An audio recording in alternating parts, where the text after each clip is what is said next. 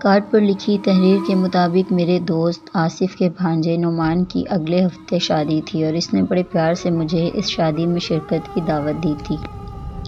میں نے تاریخ دیکھی تو وہ بروز ہفتہ تھا اور دوسرے دن اتوار، یعنی کہ میں ذرا سی کوشش سے اپنے دوست کے بھانجے کی شادی میں شرکت کر کے دوسرے دن اتوار کو واپس یونیورسٹی پہنچ سکتا تھا۔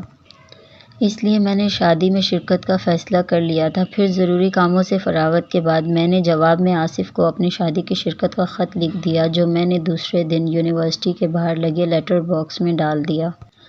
دن گزرتے رہے اور پھر ہفتے کے دن کی چھٹی لے کر میں بذریعہ بس اپنے شہر پہنچا اور پھر شام کو نہا دھو کر آصف کے گھر کی جانب چل دیا۔